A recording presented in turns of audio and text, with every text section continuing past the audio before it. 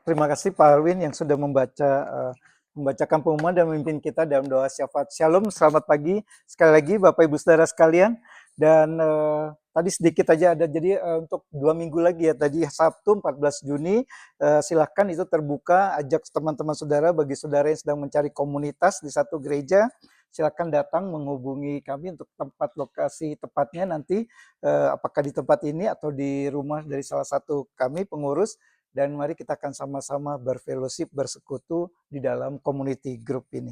Nah saudara, hari ini kita merayakan hari yang besar, yang terakhir, yang kedua dalam kalender gerejawi, dalam tradisi gereja, yaitu hari kenaikan Tuhan Yesus. Jadi seperti kita semua tahu, urutannya adalah pertama dari kelahiran Yesus, Natal, kemudian hari kematian Yesus, Jumat Agung, lalu 3 hari kemudian hari kebangkitan Yesus atau Paskah, dan 40 hari dari Paskah adalah hari kenaikan Yesus, yaitu hari ini, dan nanti 10 hari lagi kita akan merayakan hari Pentakosta. Sedikit juga saya koreksi tadi, jadi dengan berbagai pertimbangan, ulang tahun gereja kita mundurkan ke tanggal minggu depannya, jadi tanggal 8 kita akan sama-sama mempelajari tentang Roh Kudus di hari Minggu Pentakosta ini. Nah saudara, setiap hari besar tadi tentu memiliki makna dan pesannya masing-masing.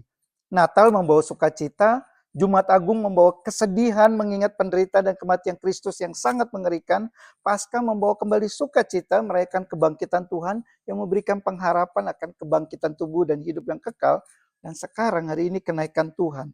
Seperti apa seharusnya kita memaknai hari ini? Apa pesan dari kenaikan Tuhan yang harus kita ketahui? Nah inilah saudara yang kita akan pelajari sekarang. Karena itu mari kita buka Alkitab kita dari Kisah Para Rasul. Kisah Para Rasul pasal yang pertama ayat 1 sampai 11. Kita akan baca secara bertanggapan.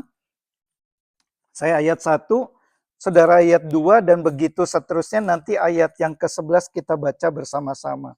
Kisah Rasul 1 ayat 1 sampai 11. Beginilah firman Tuhan. Hai Theophilus, dalam bukuku yang pertama aku menulis tentang segala sesuatu yang dikerjakan dan diajarkan Yesus. Saudara silakan.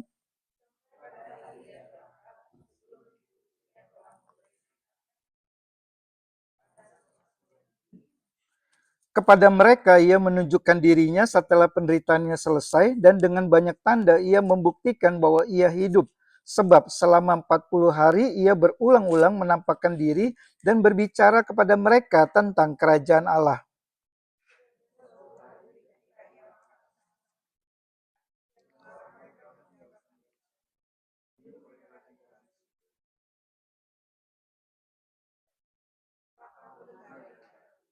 Sebab Yohanes membaptis dengan air, tetapi tidak lama lagi kamu akan dibaptis dengan Roh Kudus.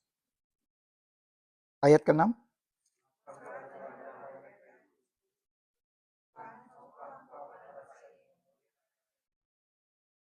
Jawabnya, engkau tidak perlu mengetahui masa dan waktu yang ditetapkan Bapa sendiri menurut kuasanya.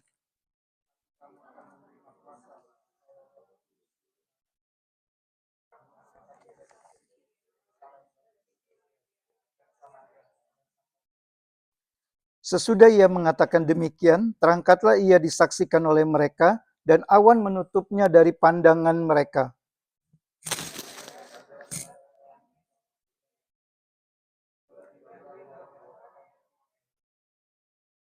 Bersama-sama, dan berkata kepada mereka, hai orang-orang Galilea, mengapakah kamu berdiri melihat ke langit? Yesus ini yang terangkat ke sorga meninggalkan kamu, akan datang kembali dengan cara yang sama seperti kamu melihat dia naik ke sorga.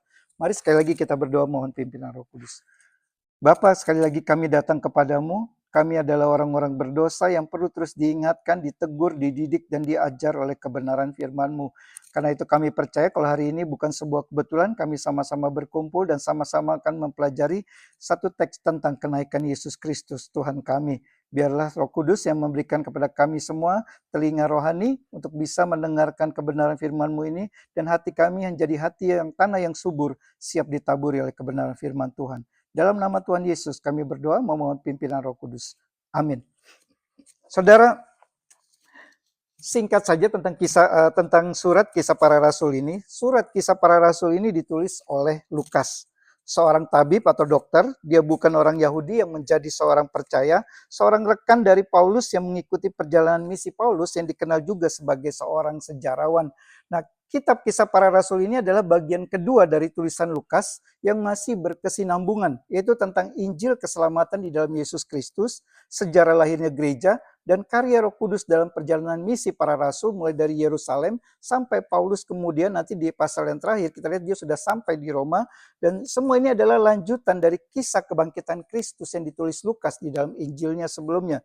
Nah, pasal 1 ini sendiri berisi prolog atau pembukaan dari tulisan Lukas yang ditujukan kepada Theophilus, seorang yang dikenal sebagai orang non-Yahudi yang menjadi percaya, seorang yang terpandang dan dihormati, sekaligus pasal ini berisi persiapan sebelum para rasul pergi menjadi saksi Kristus. Nah, bagian yang kita akan pelajari ini adalah pengulangan kembali kisah dari yang sudah ditulis Lukas dalam Injilnya. Dan dari bagian pendahuluan ini kita akan sama-sama belajar kebenaran di balik momen kenaikan Tuhan ke surga. Apa makna dan pesan dari kenaikan Tuhan itu? Nah, ada 3 hal yang menjadi 3 poin khotbah hari ini seperti biasanya. Kenaikan Tuhan Yesus ke surga berarti yang pertama, selesainya pelayanan Yesus di bumi. Yang kedua, mulainya tugas penginjilan, misi penginjilan kita. Dan yang ketiga, munculnya penantian kita akan kembalinya Tuhan. Mari kita masuk saudara ke poin yang pertama. Kenaikan Tuhan Yesus ke surga berarti selesainya pelayanan Yesus di bumi. Nah saudara, hal pertama yang harus kita pahami waktu kita bicara tentang kenaikan Tuhan adalah bahwa momen ini merupakan momen di mana karya penebusan Allah bagi umat manusia melalui Yesus Kristus telah dituntaskan. Yesus telah menyelesaikan misinya di dalam dunia ini. Yesus turun ke dalam dunia menjadi manusia. Ia menderita sampai mati di atas kayu salib karena dosa manusia. Ini adalah 2 peristiwa di mana Yesus direndahkan, momen yang menunjukkan sisi kemanusiaan Kristus. Namun kemudian ia bangkit dari kematiannya, dan 40 hari setelah kebangkitannya itu ia naik ke surga. Ini adalah 2 peristiwa di mana Yesus itu ditinggikan, momen yang menunjukkan keilahian Kristus. Yesus bukan berasal dari dunia ini, ia berasal dari atas, dari surga. Karena itu setelah menyelesaikan misinya, ia kembali ke tempat ia berasal, yaitu surga, dan memerintah dari tahta kemuliaannya di sana. Jadi saudara, kebenaran pertama tentang kenaikan Tuhan adalah bahwa ini merupakan satu momen yang menunjukkan telah selesainya tugas Yesus yang harus ia lakukan di dalam dunia ini. Mari kita lihat lagi ayat 1-5 saudara. Ayat 1-5. Sebelum kenaikannya kita lihat di sana Lukas menulis bahwa Yesus melakukan beberapa hal. Pertama, ia memberikan instruksi kepada para muridnya, itu di ayat 2. Lalu ia meneguhkan iman murid-muridnya bahwa ia benar-benar bangkit dan hidup kembali dengan berulang-ulang kali menampakkan diri kepada mereka di ayat yang ketiga. Dan yang ayat keempat dan 5, Yesus memberikan janjinya kepada mereka bahwa mereka akan dibaptis dengan Roh Kudus. Artinya saudara, pelayanan Yesus di bumi berakhir pada hari kenaikannya ke surga. Bukan pada kematiannya, bukan pada waktu kebangkitannya juga, tapi waktu kenaikannya. Di sini jelas Yesus adalah Allah yang tidak pernah berhenti bekerja. Ia sekarang pun sedang bekerja seperti tadi kita sudah baca. Ia menjadi pendoa syafaat, berdoa bagi kita dan memerintah dunia ini. Namun pekerjaan yang di bumi ini sudah selesai. Waktu ia naik ke sorga kembali kepada Bapa yang mengutusnya. Dan sekarang Yesus bekerja dari surganya. Misi penebusan Allah telah selesai dikerjakan oleh Yesus. Narasi kisah Injil ini telah selesai dengan naiknya Yesus ke surga. Injil kita tahu adalah tentang Yesus yang datang ke dalam dunia, mati disalib, dikuburkan, bangkit pada hari yang ketiga, naik ke surga, dan dari sana kelak dia akan datang untuk menghakimi orang yang hidup dan yang mati. Ini yang kita percaya dan kita ikrarkan dalam pengakuan iman rasuli kita. Jadi saudara, ini hal atau kebenaran pertama dari kenaikan Tuhan Yesus. Sebuah momen yang menandakan tuntasnya pekerjaan Yesus di bumi ini.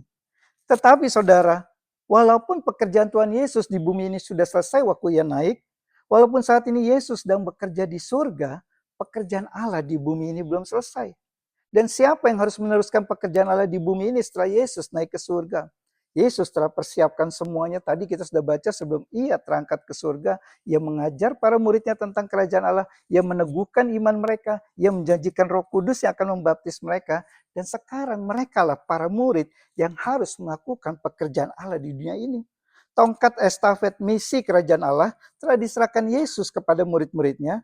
Dan sekarang diserahkan kepada kita semua orang yang percaya kepada Kristus. Dan kebenaran ini membawa kita masuk ke poin yang kedua. Kenaikan Tuhan Yesus ke surga berarti mulainya tugas misi kita. Nah saudara, bicara tentang kenaikan Tuhan ke surga, ada satu fakta ironis. Banyak orang Kristen salah fokus. Hal kenaikan Tuhan justru dimaknai dengan hal-hal yang tidak terlalu substansial. Misalnya saudara, mereka sibuk mencari tahu dan menebak-nebak misteri kapan Yesus datang kembali. Sibuk ikut seminar di sana-sini yang membahas tentang akhir zaman, tentang siapa antikris, tentang angka 666, tentang perang Armageddon, kerajaan 1000 tahun, dan seterusnya. Dan tentu saja ini semua bukan sepenuhnya salah. Namun saudara, jika hanya sampai di situ saja kita memaknai kenaikan Tuhan, maka artinya kita belum memahami makna yang sesungguhnya dari kenaikan Yesus itu. Yesus naik ke surga harus dilihat dari dua sisi sekaligus. Sisi pertama, dari sisi Yesus, tuntasnya pekerjaan Yesus di dunia ini. Dan sisi kedua, dari sisi kita sebagai orang Kristen, mulainya tugas misi kita menjadi saksi Kristus. Dan ini yang bisa kita lihat di bagian selanjutnya dari teks ini. Mari kita lihat lagi ayat 6 sampai 8, saudara. Ayat 6 sampai 8. Di dalam 3 ayat ini, Lukas menceritakan kembali percakapan antara Yesus dengan para muridnya. Kita lihat ada permintaan dari para murid kepada Yesus agar Yesus memulihkan kerajaan Israel. Permintaan itu sekilas sepertinya baik, tapi sebenarnya mengandung dua kesalahan. Kesalahan pertama, saudara, para murid mau mengetahui hal yang bukan untuk mereka ketahui. Mereka katakan kepada Yesus, maukah engkau pada masa ini? Mereka ingin tahu kapan pemulihan yang Yesus janjikan kepada mereka itu akan tergenapi. Dan apa jawab Yesus kepada mereka? Engkau tidak perlu mengetahui masa dan waktunya. Yesus tidak katakan bahwa tidak akan ada pemulihan. Pemulihan itu pasti ada. Masalahnya mereka tidak perlu tahu kapan waktu terjadinya itu. Lalu kesalahan yang kedua, saudara, dari permintaan mereka, mereka salah memahami pemulihan seperti apa yang Yesus janjikan. Yesus memang datang untuk memulihkan, tapi pemulihan yang Yesus maksudkan bukanlah pemulihan dalam arti politik, kekuasaan, kerajaan dunia, tapi pemulihan dalam arti rohani. Hadirnya kerajaan Allah di dalam dunia ini bukan hadirnya sebuah kerajaan dunia, yaitu Israel memerintah secara politik. Bayangkan saudara, 3,5 tahun para murid mengikut Yesus, mendengarkan semua pengajarannya, melihat semua yang dilakukan Yesus, tetapi mereka masih belum memahami apa yang Yesus sedang bicarakan dengan mereka. Yesus bicara tentang A, para murid tangkapnya B. Yesus bicara tentang kerajaan Allah, para murid berpikir tentang kerajaan Israel. Yesus bicara tentang hal rohani, para murid berpikirnya masih tentang hal duniawi. Lalu Yesus meneruskan pernyataannya itu dikatakan di ayat 8, kamu akan menerima kuasa kalau Roh Kudus turun ke atas kamu. Kita akan mempelajari tentang Roh Kudus ini secara khusus di ibadah tanggal 8 nanti. Lalu Yesus katakan, kamu akan menjadi saksiku di Yerusalem sampai ke ujung bumi. Coba kita simak saudara percakapan Yesus dengan para murid ini. Yesus katakan ia akan terangkat ke surga, meninggalkan para muridnya. Para murid bertanya sekaligus meminta agar Yesus memulihkan Israel. Maukah engkau memulihkan Israel? Dan Yesus menjawabnya malah, kamu akan menjadi saksiku. Apa artinya saudara? Yesus hendak menegaskan pada mereka bahwa setelah ia naik ke surga, bukan dia ya lagi yang akan bekerja, tapi semua para muridnya yang akan bekerja. Jadi alih-alih berpikir tentang apa yang Yesus akan kerjakan di dunia ini, sekarang para muridlah yang harus mulai mengerjakan apa yang Roh Kudus perintahkan pada mereka untuk kerjakan. Sekarang para murid yang harus bekerja. Sekarang para murid ini yang harus meneruskan pekerjaan yang Yesus telah kerjakan selama 3,5 tahun bersama mereka. Sekarang para murid ini yang harus mengajarkan pengajaran yang Yesus telah ajarkan selama 3,5 tahun kepada mereka. Misi Allah itu sekarang menjadi misi mereka. Bukan misinya Yesus lagi. Mereka, para murid ini bukan lagi orang-orang yang hanya mendengar ajaran Yesus. Tapi mereka menjadi para pengajar dari ajaran Yesus. Mereka bukan lagi menjadi orang-orang yang hanya melihat hal-hal yang dikerjakan Yesus. Tapi mereka akan menjadi orang-orang yang akan pergi ke semua tempat untuk memberikan kesaksian tentang semua hal yang dikerjakan Yesus. Kenaikan Tuhan ada sebuah momen awal mulainya tugas misi para murid Yesus. Nah saudara, bukankah banyak orang Kristen bersikap seperti para murid Yesus saat itu? Sibuk memikirkan urusan dan kepentingan diri mereka sendiri saja. Maukah engkau Tuhan memulihkan Israel? Semuanya adalah tentang diri mereka, tentang agenda pribadi mereka, tentang misi hidup mereka, tentang apa yang mereka inginkan Yesus kerjakan bagi mereka. Banyak orang Kristen menjadi orang Kristen belasan atau puluhan tahun, tapi hidupnya masih hanya terus soal diri mereka sendiri saja. Aku ingin punya ini, punya itu. Kalau tidak, rasanya hidupku belum lengkap, belum bahagia. Aku ingin Yesus lakukan ini dan itu bagiku. Bukankah Yesus ada bagiku? Mereka hanya terus menjadi pendengar, tidak pernah beralih menjadi pengajar. Mereka terus menjadi bayi rohani yang minta ini itu, tidak pernah menjadi dewasa rohani yang kerjakan ini itu. Dan mereka semua masih terus hanya menjadi penonton, tidak pernah berubah menjadi pemain. Dan bagi orang-orang Kristen yang seperti ini, anugerah keselamatan hanya berarti mereka menjadi orang yang diselamatkan Allah, bukan menjadi orang yang ikut mengerjakan misi keselamatan Allah itu. Bagi mereka, misi Allah itu bukan urusan saya. Pelayanan pemberitaan Injil itu bagiannya para rohaniwan dan hamba Tuhan. Bagi orang-orang Kristen seperti ini tidak pernah timbul pertanyaan dalam diri mereka. Apa yang bisa saya kerjakan dan berikan bagi kemajuan misi pemberitaan Injil? Pertanyaan dalam diri mereka hanyalah, mengapa Tuhan belum berikan apa yang saya inginkan? Nah saudara, jangan salah paham. Saya tidak mengatakan kita sebagai orang Kristen tidak boleh memiliki keinginan ini dan itu. Bukan juga berkata kita tidak boleh memiliki ini dan itu. Tapi yang sedang saya katakan adalah, jika kita sebagai orang Kristen hidup hanya memiliki keinginan akan hal duniawi yang dapat menyenangkan diri kita ini saja, tanpa memiliki keinginan untuk ikut andil dalam pekerjaan misi pemberitaan Injil Kristus, maka itu artinya kita belum paham tugas dan panggilan sebagai seorang Kristen. Dan hal yang sama saudara, jika kita begitu bersemangat dalam melakukan pekerjaan kita, rela berjuang sekuat tenaga untuk mendapatkan uang, mendapatkan kekayaan, namun langsung tidak bergairah waktu bicara tentang pekerjaan Tuhan, maka itu artinya kita belum mengerti tugas dan panggilan kita sebagai seorang Kristen yang Tuhan sudah perintahkan waktu Dia naik ke surga. Di sini saudara, tugas misi meneruskan dan memberitakan pribadi pengajaran dan pekerjaan Yesus adalah tugas dari setiap kita yang mengaku percaya pada Kristus. Kita tidak bisa berkata saya percaya pada Yesus, tapi tidak mau ikut mengerjakan pekerjaan yang Yesus lakukan. Kita juga tidak bisa berkata saya adalah orang yang percaya pada pengajaran Yesus, tapi tidak mau ikut mengajarkan apa yang Yesus ajarkan pada orang-orang di sekitar kita. Setiap kita, jika kita benar-benar adalah orang percaya, dalam pengertian tertentu setiap kita adalah seorang misionaris, orang yang mengerjakan misi Kristus. Dan setiap kita dalam pengertian tertentu adalah pemberita Injil, orang yang memberitakan Injil. Kenaikan Tuhan ke surga berarti dimulainya tugas saudara dan saya untuk ikut menjalankan misi sebagai saksi Kristus. Namun saudara, kenaikan Tuhan itu bukan hanya merujuk pada pemenuhan tugas dan panggilan misi yang harus dilakukan oleh kita orang percaya. Adalah hal yang salah jika kita hanya melihat dari aspek tugas itu saja. Kenaikan Tuhan juga harus kita lihat dari aspek adanya pengharapan. Seperti apa pengharapan itu? Kita masuk ke poin yang ketiga yang terakhir. Kenaikan Tuhan Yesus ke surga berarti munculnya penantian kita akan kembalinya Tuhan. Mari kita lihat lagi ayat 9 sampai 11. Di ayat 9 sampai 11, Lukas menuliskan kembali apa yang ia sudah catat dalam Injilnya tentang kenaikan Tuhan, di mana para murid menyaksikan sendiri peristiwa atau momen itu. Di ayat 10 dan 11 dikatakan, ketika mereka sedang menatap ke langit waktu ia naik itu, tiba-tiba berdirilah dua orang yang berpakaian putih dekat mereka dan berkata kepada mereka, hai orang-orang Galilea, mengapakah kamu berdiri melihat ke langit? Yesus ini yang terangkat ke sorga meninggalkan kamu, akan datang kembali dengan cara yang sama seperti kamu melihat dia naik ke sorga. Nah saudara, kira-kira apa yang salah dengan sikap para murid itu sehingga kedua malaikat seperti menegur mereka?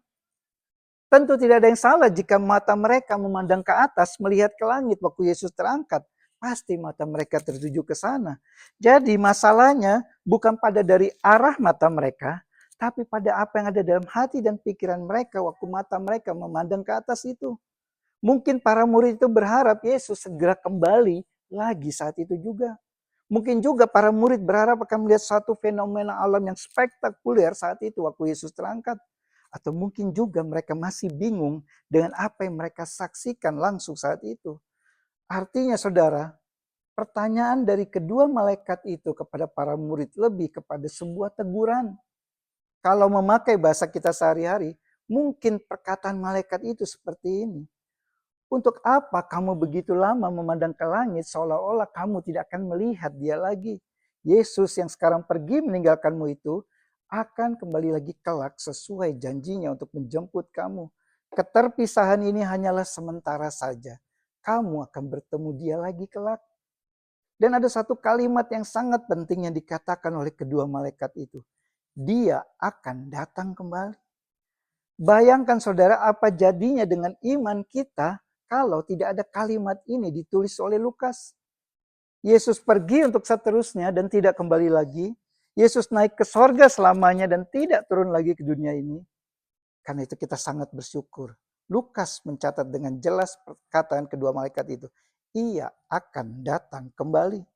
Di sini saudara, kenaikan Tuhan berarti munculnya satu penantian yang pasti dari para murid Yesus akan kembali Yesus kelak. Yesus yang pergi meninggalkan para muridnya adalah Yesus yang mereka nantikan kembalinya. Nah saudara, masihkah penantian akan kedatangan Kristus yang kedua kali itu memenuhi hati dan pikiran kita? Atau jangan-jangan saudara, kita hanya tahu bahwa Yesus pasti akan datang kembali, tapi kita tidak pernah benar-benar sungguh merindukan kedatangannya. Dan ini adalah dua hal yang berbeda saudara. Hanya tahu Yesus akan datang kembali, atau sungguh-sungguh menantikan Yesus akan datang kembali.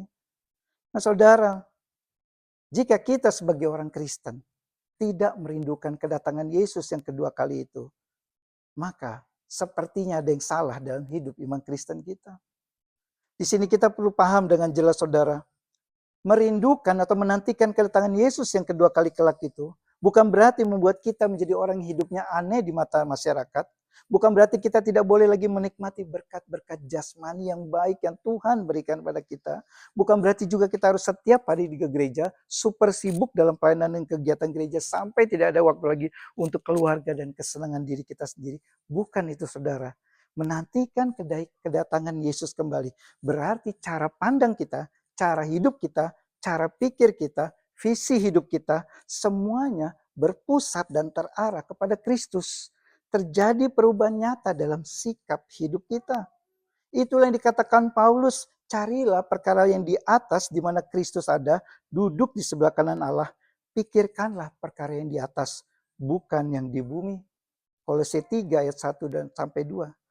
Artinya saudara, dalam masa susah atau senang, di musim kehidupan sulit atau lancar, dalam kelimpahan atau kekurangan, kaya atau miskin, pandangan mata rohani kita harus tetap terarah kepada Kristus yang ada di surga, dan sambil menanti-nantikan kapan kedatangannya kembali itu sebuah kerinduan terbesar dalam hidup kita saat ini. Dan bicara hal ini saudara, jika kita jujur mengenali diri kita akan menemukan kadang kita ingat hal ini, tapi lebih sering kita melupakannya. Dan iblis melalui dari daya tarik dunia ini akan terus mencoba mengalihkan perhatian kita dari perkara-perkara yang di atas itu.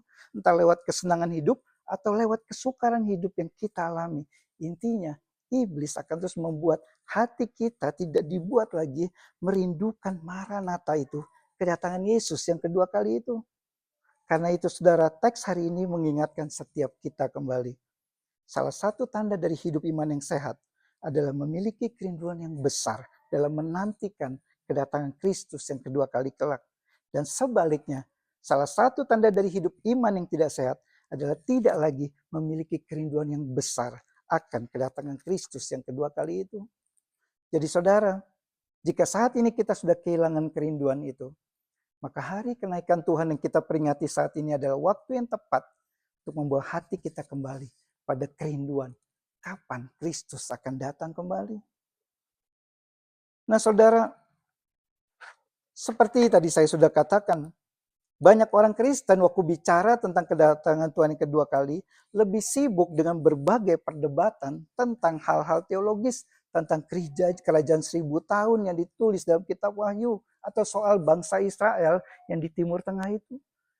Sebagian mengatakan yang benar adalah Amil, saat ini adalah masa kerajaan 1000 tahun. Sebagian lagi mengatakan yang benar adalah Yesus datang sebelum masa kerajaan 1000 tahun. Sebagian lain berkata Yesus akan datang setelah masa kerajaan 1000 tahun. Dan berbagai perdebatan lainnya yang tentu saja adalah berdampak cukup penting dalam kehidupan iman kita kalau kita memegang doktrin yang salah. Namun saudara, terlepas dari dampak negatif itu, hal yang lebih penting yang harus kita pikirkan dan renungkan dalam hidup iman Kristen kita terkait dengan kedatangan Tuhan yang kedua kali itu adalah kita memikirkan satu pertanyaan ini. Apakah waktu Kristus datang kembali kedua kali kelak, saya sudah siap? Apa yang sudah saya lakukan dan berikan bagi dia yang telah mati di atas kayu salib bagi penebusan dosa saya, yang bisa menjadi satu persembahan saya kepada dia waktu saya bertemu dengan dia? Apakah saya sudah siap untuk mempertanggungjawabkan segala sesuatu yang sudah dia berikan pada saya pada waktu ia nanti meminta buah dari hidup saya bagi dia? Kristus pasti datang kembali kelak, dan berbeda dengan kedatangan yang pertama di mana ia datang sendirian dalam kehinaan, lahir di kandang domba, mati di atas kayu salib menanggung dosa saudara dan saya. Kelak, Yesus akan datang dalam kemuliaan yang sangat besar dan tidak sendirian lagi, tetapi bersama ribuan malaikatnya.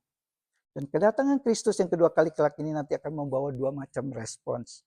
Bagi mereka yang tidak percaya bahwa Yesus Kristus adalah satu-satunya Tuhan dan Juru Selamat manusia, maka kedatangan Kristus yang kedua kali akan menjadi satu kengerian yang sangat besar dan sangat menakutkan. Karena mereka akan menghadap tahta pengadilan Allah dan menerima murka Allah atas dosa-dosa mereka. Namun bagi kita yang telah percaya kepada Kristus, maka kedatangan Tuhan kelak yang kedua kali akan menjadi satu sukacita besar, di mana kita akan menghadap tahta pengadilan Allah dengan penuh keberanian, karena Kristus akan berdiri di depan kita dan mengakui kita sebagai miliknya yang telah ia tebus di atas kayu salib, sehingga kita akan menerima kemurahan hati Allah. Itulah yang dikatakan oleh penulis surat Ibrani. Demikian pula Kristus hanya satu kali saja mengorbankan dirinya untuk menanggung dosa banyak orang. Sesudah itu, ia akan menyatakan dirinya sekali lagi tanpa menanggung dosa untuk menganugerahkan keselamatan kepada mereka yang menantikan dia. Ibrani 9 ayat 28. Kristus telah mati untuk penebusan dosa saudara dan saya, sehingga kita bisa terhindar dari murka Allah atas dosa-dosa kita. Dia telah bangkit dari kematiannya sehingga kita memiliki pengharapan akan kebangkitan tubuh dan hidup yang kekal. Dan Kristus yang telah bangkit itu sudah naik ke sorga, dan dia pasti akan datang kembali untuk kita. 2000 tahun telah berlalu sejak peristiwa kenaikannya itu. Memang waktu yang panjang sudah berlalu, tapi bukan berarti dia tidak akan datang kembali. Dia pasti akan datang kembali. Karena itu, mari kita menjalani hidup kita dengan tetap mempersiapkan kapanpun Yesus datang, saya sudah siap. Amin. Mari kita berdoa. Kami sekali lagi datang kepadamu ya Tuhan. Kami bersyukur di dalam perenungan di hari kenaikan Yesus Kristus Tuhan kami ini. Kami diingatkan akan hal yang terpenting dalam kami mempersiapkan diri kami. Apakah waktu Yesus Kristus datang kembali yang kedua kali nanti, kami sudah siap untuk bertemu muka dengan Kristus? Kiranya Roh Kudus yang akan menolong kami, berikan kembali kepada kami hati yang sungguh-sungguh merindukan akan kedatangan Kristus itu, di mana akan terjadi pemulihan dari seluruh ciptaan secara penuh, secara sepenuhnya. Dan pada saat itu kami akan melihat kemuliaan Kristus yang tiada bandingannya itu. Kiranya ya Tuhan kerinduan untuk melihat, bertemu muka dengan Kristus, melihat kemuliaan Kristus itu tetap menjadi satu kerinduan yang paling besar yang kami tanam di dalam hati kami dalam menjalani hidup ini. Dalam nama Tuhan Yesus kami berdoa dan kami bersyukur. Amin.